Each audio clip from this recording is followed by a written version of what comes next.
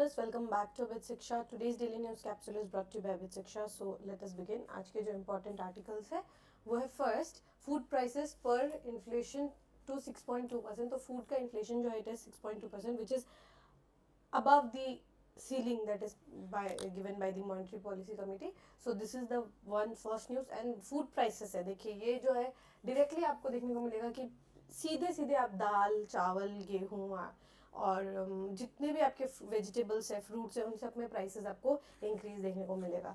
तो this is very important news and very very something that we should be aware of and something that we should be afraid of also. ठीक है.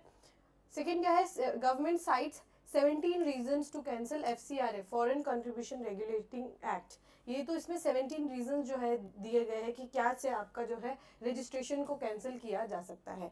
ये FCRA act के द्वारा जो है आप जो फॉरेन से डोनेशन जो है वो ले सकते हैं. इसमें एनजीओस जो है, बहुत सारे एनजीओस को फॉरेन से डोनेशन आता है to run their to for their cultural advancement and religious purposes के लिए फॉरेन से डोनेशन आते हैं. तो गवर्नमेंट ने इसे और 17 रीजंस भी साइट किए हैं कि इन रीजंस के कारण भी आपका जो डोनेशन या रजिस्ट्रेशन है वो कैंसिल हो सकता है. आप इलीगल तरीके से इस देश में फॉरेन डोनेशन जो नहीं ला सकते. एनजीओस जो है उनको FCRA में रजिस्ट्रेशन करना होगा, तभी जो है आप फॉरेन डोनेशन जो है एक्सेप्ट कर पाएंगे. Third is DRDO carried out maiden test of long range cruise missile. यहाँ पर क्रूज मिसाइल का नाम है निर्भय. तो उसका जो लॉन्ग रेंज क्रूज मिसाइल है उसका टेस्टिंग जो है वो किया गया है चांदीपुर में. तो वो हमारे लिए इंपॉर्टेंट न्यूज़ है. And last but not the least is in Baku breakthrough COP clears carbon credit trade. ठीक है. तो यहाँ पर क्या है, बाकू में जो है कार्बन क्रेडिट का जो ट्रेड है उसके ऊपर डिस्कशन हुआ है एंड ये फाइनलाइज किया गया है कि कार्बन क्रेडिट का जो मैकेनिज्म है उसको हम बनाएंगे according to article 6.2 and 6.4. Sub clause है ये आर्टिकल 6 के अंदर. आर्टिकल 6 के अंदर जो है ये दो सब क्लॉज है 6.2 एंड 6.4 ऑफ पेरिस एग्रीमेंट. ठीक है. उसके अंतर्गत जो है आपका ग्लोबल कार्बन ट्रेड का मैकेनिज्म जो है वो बनाया गया. ठीक है. तो दीज आर द 4 न्यूज़. एक चारों के चारों आज के लिए इंपॉर्टेंट न्यूज़ है. चारों के चारों आप देख पाएंगे कि एक GS3 के लिए इम्पॉर्टेंट है, ये आपका GS3 के लिए इम्पॉर्टेंट है, ये आपका GS3 के लिए इम्पॉर्टेंट है, ये भी आपका GS3 के लिए इम्पॉर्टेंट है. इन्वायरमेंट, डिफेंस आपका ये GS3 और GS2. ठीक है. GS2 के लिए इम्पॉर्टेंट है ये. This is important for your GS2. ये FCRA. हाँ ठीक है. ये GS2 के लिए इम्पॉर्टेंट है, ये GS3 के लिए इम्पॉर्टेंट है आपका इकोनॉमी का पोर्शन. ठीक है. तो चारों के चारों न्यूज़ आज इंपॉर्टेंट है, एक एक करके हम लोग कवर करते हैं. बिफोर अगर आप आसाम टेटकम रिक्रूटमेंट टेस्ट का तैयारी करना चाहते हैं, this is the most expensive course जो आपको मार्केट में मिलेगा with such A minimal price. So you can definitely join and you can आप पूरा फुल प्रूफ प्रिपरेशन जो है फॉर योर एग्जामिनेशन कर सकते हैं. ठीक है. चलिए पहला न्यूज़ देखिए, फूड प्राइसेस पर इन्फ्लेशन टू 6.2%. ठीक है. तो फूड प्राइसेस का जो है ना इन्फ्लेशन जो है वो आपको देखने को मिलेगा कि पास्ट 57 मंथ्स में भी ना बहुत ज़्यादा इंक्रीज हुआ है. एंड आपका अक्टूबर से लेकर अभी इस नवंबर तक फूड इन्फ्लेशन अक्टूबर में जो है 6.83 था और now it is as high as 6.21%. ठीक है. तो बीच में जो है वो डिक्लाइन हुआ था प्राइसेस, बट फिर से शार्प प्राइस जो है आपको देखने को मिलेगा. अक्टूबर जो है ना, अक्टूबर के मंथ में प्राइस राइज जो है वो बहुत ज़्यादा हमें देखने को मिला था. ठीक है. तो हम देखते हैं न्यूज़ में क्या क्या है. 10.9% spike on food prices lifted India's retail inflation at a 14 months high of 6.2% इन अक्टूबर. तो 14 मंथ्स हाई है, 6.2% है अक्टूबर में आपका. एंड 5.5 था वो आपके सितंबर के महीने में था. 6 से तो बिलो ही था, पर अब तो 6.2 है. It's very very high. और यहाँ पर क्या है कि ऐसे शार्प तरीके से राइज हुआ है आपके एडिबल ऑयल्स में, वेजिटेबल्स के प्राइसेस में, जो कि ऐसे कुछ सालों में हमें रिसेंट ईयर्स में देखने को नहीं मिला.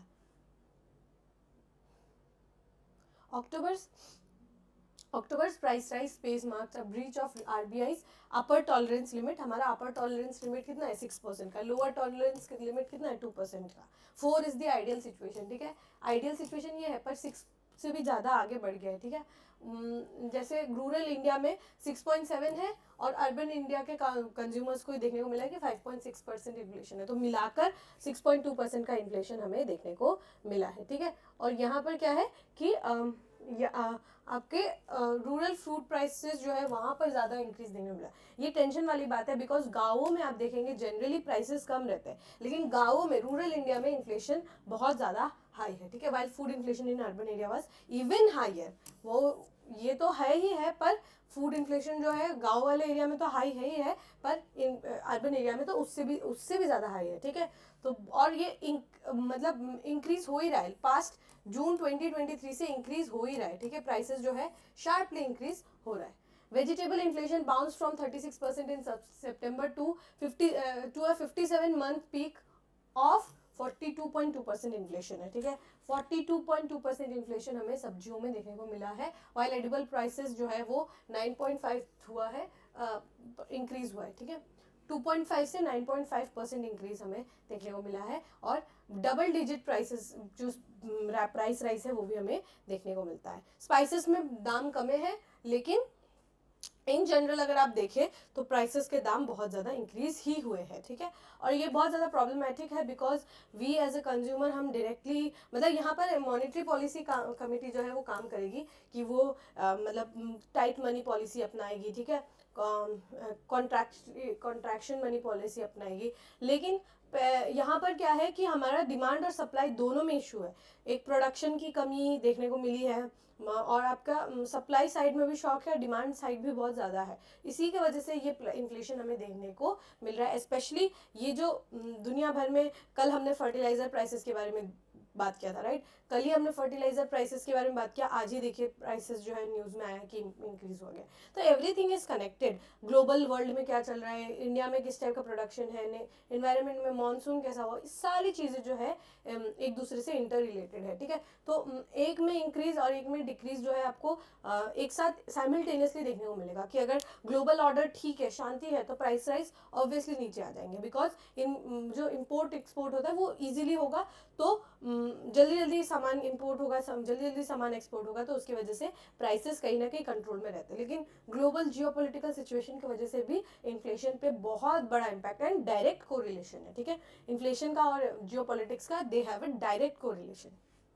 यूक्रेन में जो चल रहा है उसकी वजह से फर्टिलाइजर्स का दाम इंक्रीज हो गया, रशिया में फर्टिलाइजर्स देना बंद कर दिया तो वहाँ पे फर्टिलाइजर्स का दाम बढ़ गया। तो ये सब चीज़ें जो है ये इसका डायरेक्ट कोरिलेशन है, इन्वायरमेंट का डायरेक्ट कोरिलेशन है, हमारा डिमांड सप्लाई का डायरेक्ट कोरिलेशन है, कि किस तरीके से एक के बढ़ने से दूसरा कैसे साइमल्टेनियसली इंक्रीज होता है, ठीक है। तो आपको ये समझ में ज़रूर आ गया होगा।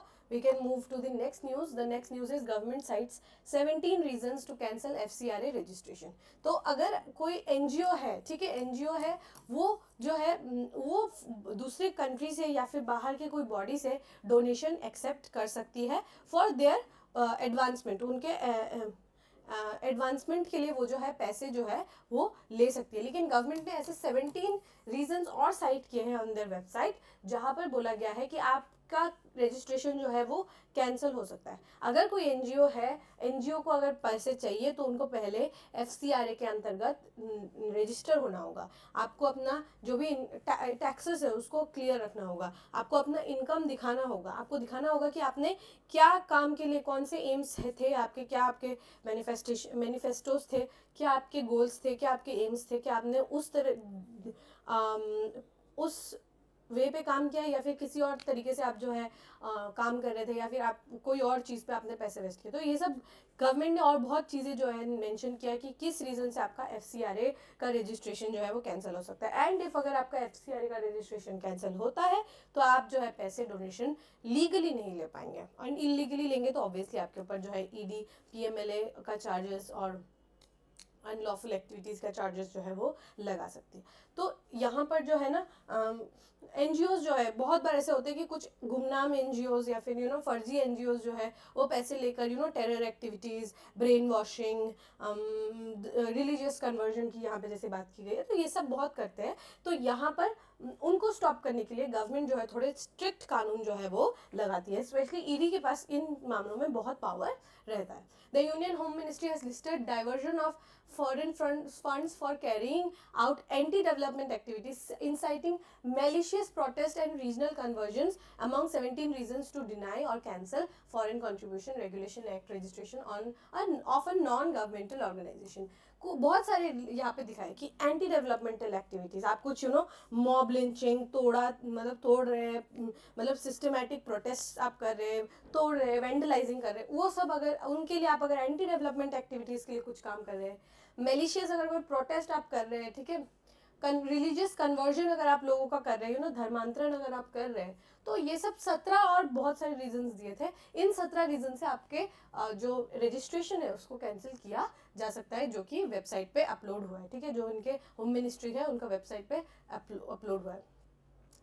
Any NGO accepting foreign funds that may affect social or religious harmony or is involved in induced or forceful religious conversion or proselytization, ठीक है, प्रोसेलिटाइजेशन क्या है, धर्मांतरण, धर्म चेंज करवाना, और रिलीजियस कन्वर्जन को हम प्रोसेलिटाइजेशन कहते हैं। It will face cancellation of its registration under 2010 act. Foreign contribution जो एक्ट है वो 2010 के एक्ट के तहत आपका बंद किया जा सकता है, ठीक है। तो यहाँ पर जैसे रिलीजियस हार्मनी को आप तोड़ने की कोशिश कर रहे हैं, फोर्सफुल रिलीजियस कन्वर्जन कर रहे हैं, तो उससे आपका कैंसिलेशन हो सकता है, ठीक है। The FCRA registration will also be cancelled if any NGO is not utilising foreign funds, अगर वो अपना फॉरेन फंड्स अच्छे से यूटिलाइज नहीं करे, जो उनका एम्स है, ऑब्जेक्टिव्स है, उसमें ना यूज करके कोई और तरीके से अगर वो अपना फंड्स को यूज कर रहे हैं, ठीक है, एनुअल रिटर्न्स अगर अपना अपलोड नहीं कर रहे टाइम टू टाइम, मैंने ये सब अभी हमने डिस्कस किया, तो तब भी आपका कैंसिल हो सकता है। The reasons for cancellation includes persecution pending against any office bearer, अगर आपका कोई ऑफिस बेरर है उसके खिलाफ कुछ केस चल रहा है तो अभी आपका रजिस्ट्रेशन कैंसिल हो सकता है। मेंबर और key functionary for not responding to clarification out, अगर कोई क्लैरिफिकेशन मांगा है और अगर कोई क्लैरिफिकेशन नहीं दे रहा है तो भी ये हटा सकते हैं। और प्रोवाइडिंग रिक्विजाइट इन्फॉर्मेशन, जो इन्फॉर्मेशन चाहिए था वो अगर आप इन्फॉर्मेशन नहीं प्रोवाइड करें, डॉक्यूमेंट्स अगर आप प्रोवाइड नहीं करें, डिस्पाइट अगर आपको मौका दिया जाए फिर भी आप डॉक्यूमेंट्स प्रोवाइड नहीं करें, तो ये सारे रीजंस है जिससे कैंसिल हो सकता है, ठीक है। तो यहाँ पर मैंने आपको कुछ रीजंस बताए जो कि कैंसिल हो सकते हैं आपके रजिस्ट्रेशन। हम पहले FCRA एक्ट के बारे में समझते हैं। FCRA जो है दैट इज फॉरेन कॉन्ट्रीब्यूशन को रेगुलेट करने का एक्ट। कब लाया गया था? 1976 इमरजेंसी के समय जो है इस एक्ट को जो है लाया गया था कि ऐसा लग रहा था कि फॉरेन इंटरवेंशन जो है बहुत ज़्यादा यहाँ पर हो रहा है, प्रोटेस्ट जो है फॉरेन इंटरवेंशन के कारण जो है यहाँ पर देखने को मिला था। लेकिन बाद में इसको और सिस्टमेटिक तरीके से 2010 में जो है इस एक्ट को अच्छे से अमेंड करके कुछ स्ट्रिक्टर लॉज जो है वो लेकर आए हैं। Foreign contribution regulation act was design to regulate foreign donation, foreign donation जो बाहर से आता है उसको रेगुलेट करने के लिए to individuals and associations ensuring that they operate in a manner consistent to the values of a sovereign democratic republic. उस वैल्यूज में काम करे जो कि एक सॉवरेन डेमोक्रेटिक रिपब्लिक का एक वैल्यूज है, उसमें ये काम करे। 2010 में इस एक्ट को अमेंड किया गया था।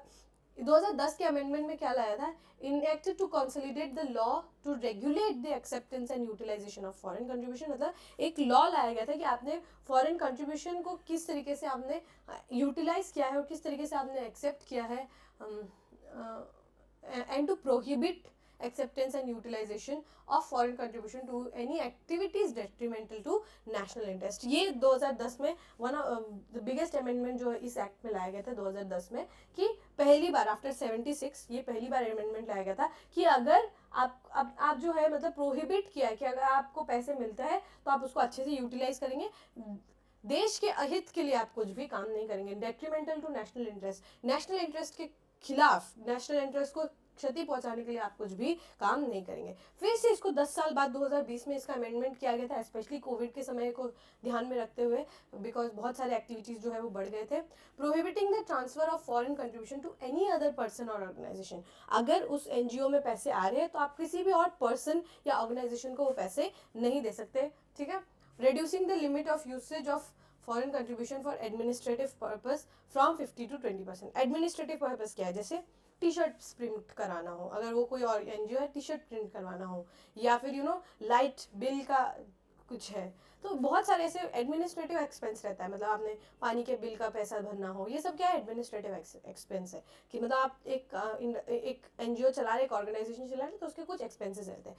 पहले क्या होता था कि फॉरेन कंट्रीब्यूशन के लिए 50% जो है इसका जो मिलता था, जो कंट्रीब्यूशन मिलता था 50%, वो 50% 100% में 50% ही एडमिनिस्ट्रेशन एक्सपेंस था, लेकिन उसको घटा के अब 20% ही है कि आप 20% पैसा एक्सपेंस में लगा सकते हैं, बाकी आपको जो काम के लिए पैसे मिले हैं फॉर योर बेनिफिट आप उस काम के लिए यूज़ करिए, लेकिन वो काम नेशनल इंटरेस्ट को क्षति नहीं पहुंचा सकता, ठीक है। This is the act, very very important, I would stress, highly stress upon this act, बहुत इंपॉर्टेंट है।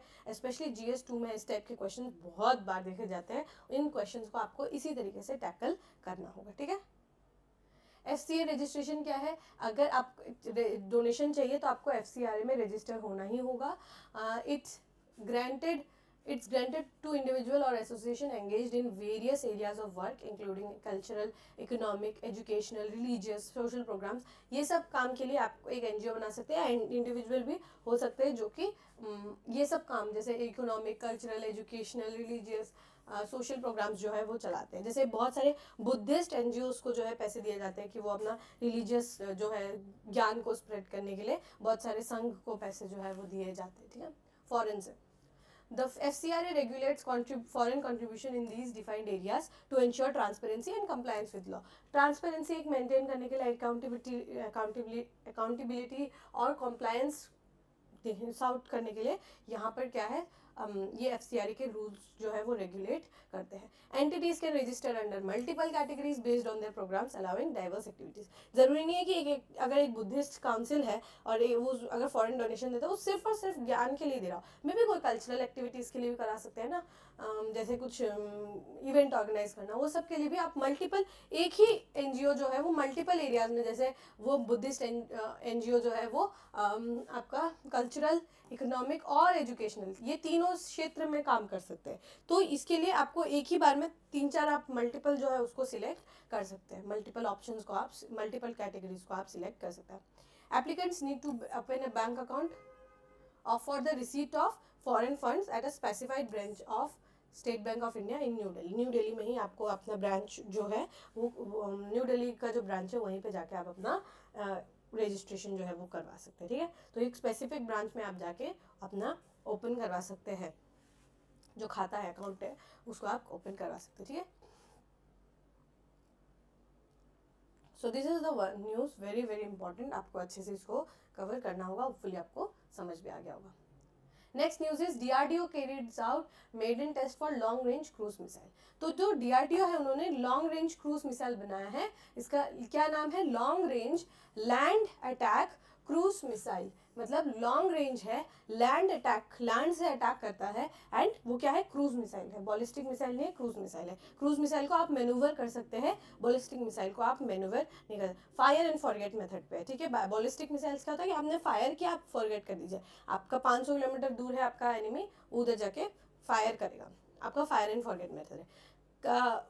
क्रूज मिसाइल में क्या है, आप उसको मैन्यूवर कर सकते हैं। लेट्स से आप अगर क्रूज मिसाइल को देख रहे हैं तो वो मतलब आपके नज़रों, आप उसको मैन्यूवर कर सकते हैं, ठीक है, बहुत इजीली आप जो है उसको मैन्यूवर करा के कहीं और लेके जा सकते हैं। तो ये जो है दोनों के बीच में ये डिफरेंस है कि बॉलिस्टिक मिसाइल्स का रेंज थोड़ा ज़्यादा लंबा रहता है और आप उसको फायर एंड फॉरगेट के मेथड से कर सकते हैं, लेकिन क्रूज मिसाइल को आप मैन्यूवर भी कर सकते हैं, ठीक है।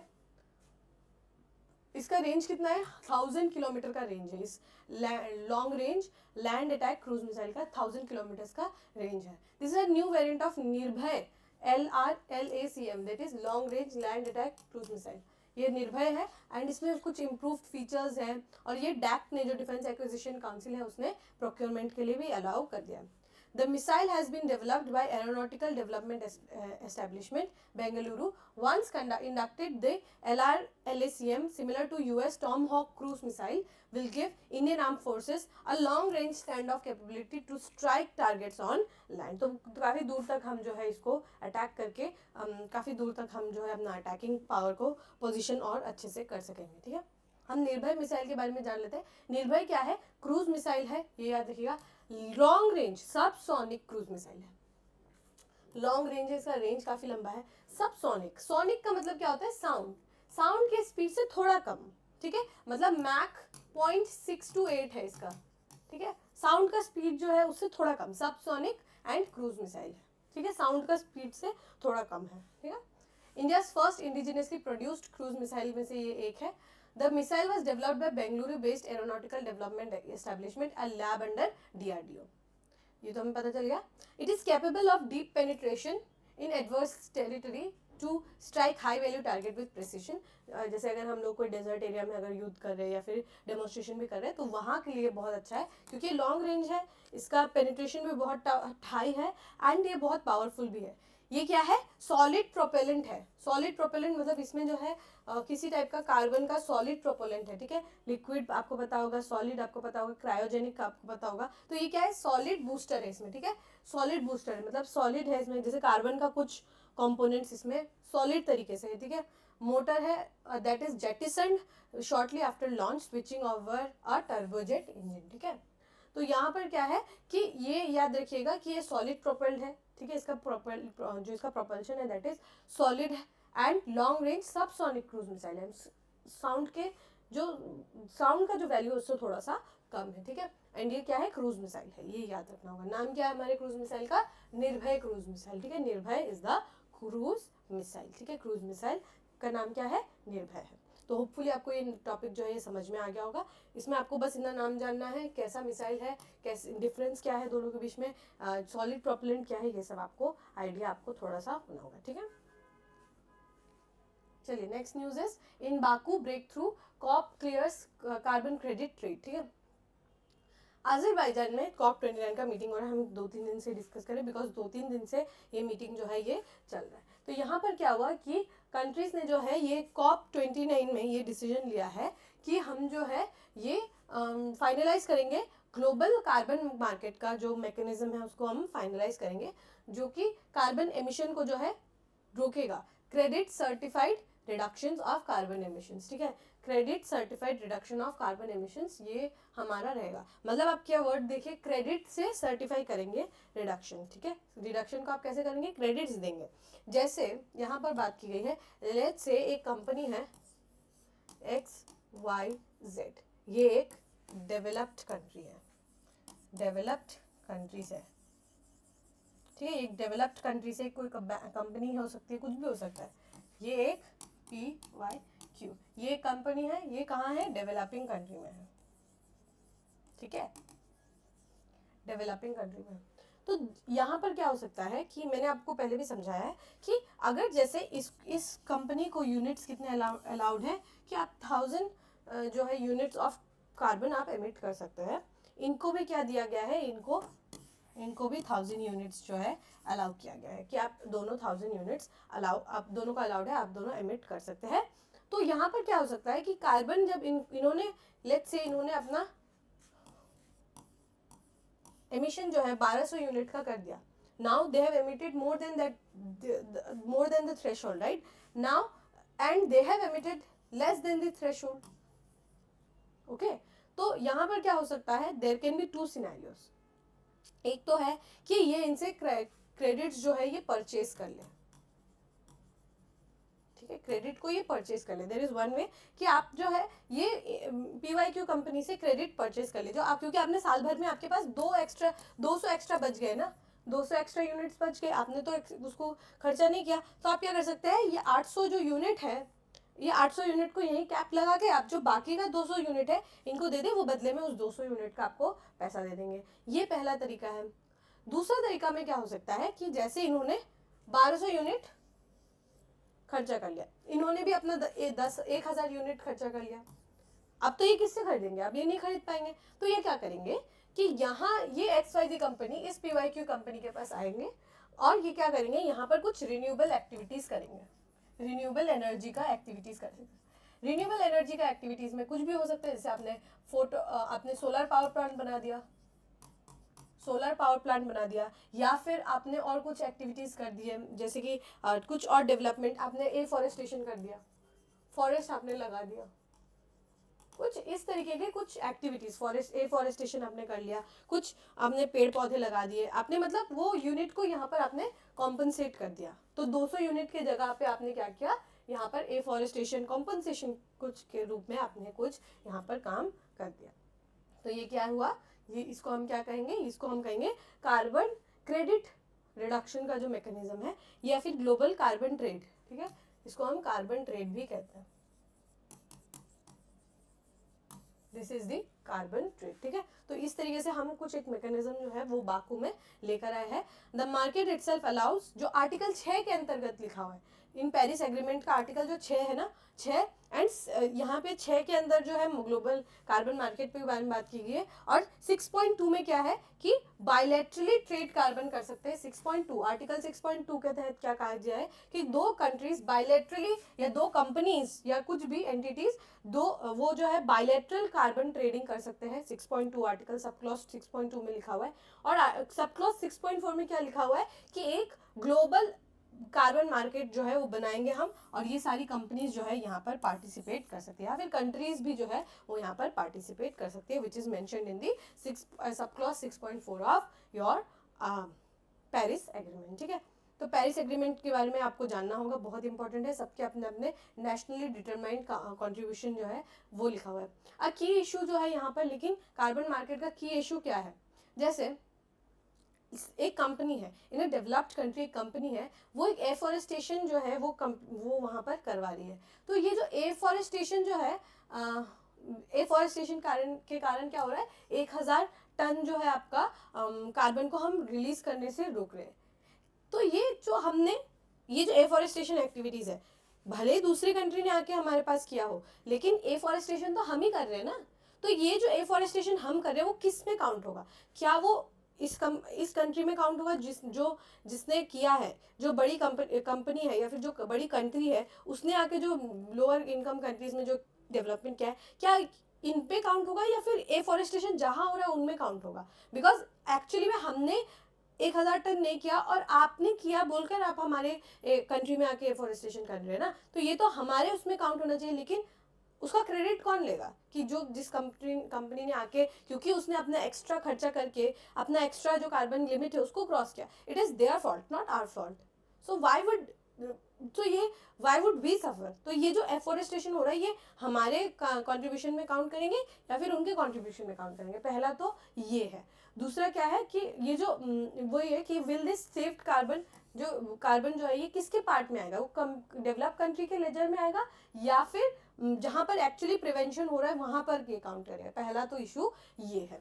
दूसरा क्या है, at what stage of renewable energy project life cycle will AI generated credit be considered eligible for trade? मतलब आपने किस स्टेज में, अगर आपने रिन्यूएबल का प्लांट लगा दिया, हम किस स्टेज में मानेंगे कि आपने जितना 1000 जो एक्स्ट्रा आपने कार्बन एमिट कर दिया था उसका हमने अभी भरपाई कर लिया? किस स्टेज में हम मानेंगे कि आपने बस प्लांट लगा दिया तो इसको हम काउंट करेंगे, या फिर एक्चुअली जब प्लांट वर्क कर रहा है, अच्छे से वर्क कर रहा है कि नहीं, ये सब देखने के बाद करेंगे? ये एक दूसरा इशू है।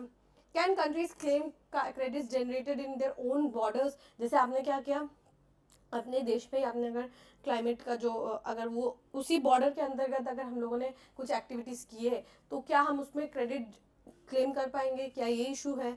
या फिर कोई बाहर से कंट्री आके हमारे देश में कर रही है और नेशनली डिटरमाइंड कॉन्ट्रीब्यूशंस को कंप्लीट करने में अगर हेल्प करे तो क्या हम उसको काउंट करेंगे? तो there are certain things. But एक चीज़ याद रखिएगा, जब ये आर्टिकल 6 का जो नेगोशिएशंस है उसको अगर जब हम लोग कम्प्लीटली अच्छे तरीके से कर लेंगे एंड फाइनलाइज हो जाएगा तो ये बहुत इंपॉर्टेंट रहेगा, क्योंकि हम जो है हमारा बहुत सारा कार्बन का जो एमिशन है उसको रोक पाएंगे, एंड हम कहीं ना कहीं मतलब एक अकाउंटेबिलिटी बना के रखने की कोशिश कर रहे हैं जो बड़ी कंपनीज है, क्योंकि वो ज़्यादा एमिट करती है, तो एक अकाउंटेबिलिटी भी मेंटेन करने की हम कोशिश कर रहे हैं। एंड हमारा जो नेशनली डिटरमाइंड कॉन्ट्रीब्यूशंस है कि एक कंट्री का खुद का क्या डिटरमाइन गोल्स है कि वो कब तक क्या अचीव करना चाहती है, तो उसके लिए भी ये बहुत ज़्यादा इंपॉर्टेंट एक माध्यम, एक जरिया रहेगा। तो होपफुली आपको ये टॉपिक जो है समझ में भी आ गया होगा। ठीक है, with this we have come to end of today's daily news discussion. If you have liked this discussion, don't forget to give a like and write down in the comment section. We will meet in the next discussion. Till then, take care and thank you.